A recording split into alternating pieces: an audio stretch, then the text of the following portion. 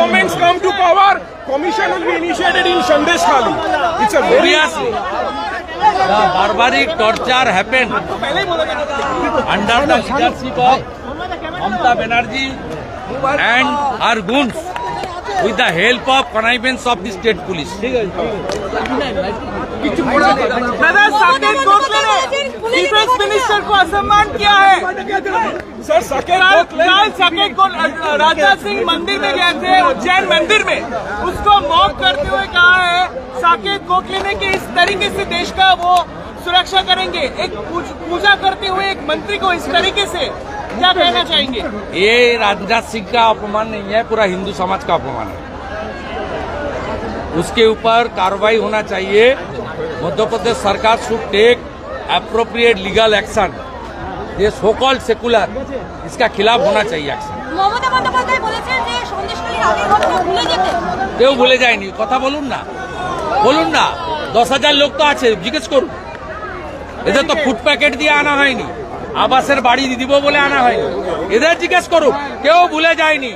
মমতা ব্যানার্জিকে প্রাক্তন মুখ্যমন্ত্রী করব, যে মহিলাদেরকে জেলে পাঠিয়েছেন আপনাকেও জেলে পাঠান। তাতে কি হয়েছে? আমরা চলি সম্মুখ মানে, কে আমাদের রুখবে? রইবে যারা পিছুর টানে, কাঁদবে তারা কাঁদবে। She said it all was lie. She said all allegation were lie. She said all allegation were lie. Ask the people of Sandeshkhali. Please ask the Didi, the sister of Sandeshkhali. They will speak appropriately. Please ask them.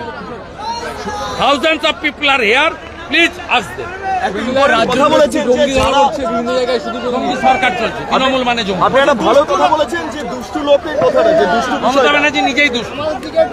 তিনি অ্যাসেম্বলিতে দাঁড়িয়ে বলেছেন শাহজাহানের পক্ষে। যিনি শাহজাহানকে support করেন তিনি নিজেই তো দুষ্টু। আজকেও হিন্দু ভোট একাত্তর কথা আপনি বারবার তুলে ধরেছেন। হিন্দুরা একাট্টা হয়েছে, আর একটু করা দরকার। হিন্দু একাট্টা হয়েছে বলেই আমি এমএলএ, হিন্দু একাট্টা হয়েছে বলেই 77টা বিজেপির এমএলএ, হিন্দু 39% একাট্টা হয়েছে বলেই আমরা 2,33,27,000 ভোট। হিন্দু একাট্টা হয়েছে।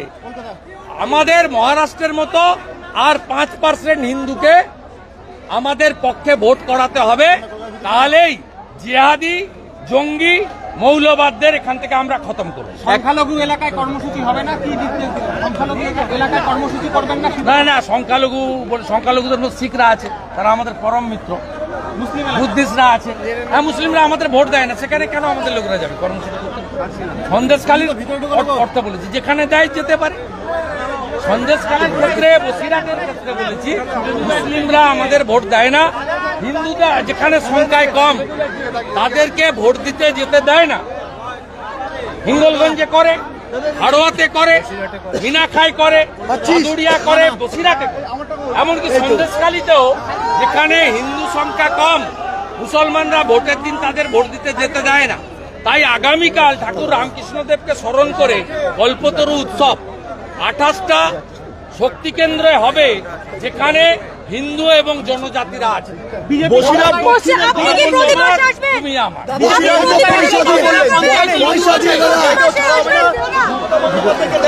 সব হিন্দু সিট হারবে, সব হিন্দু।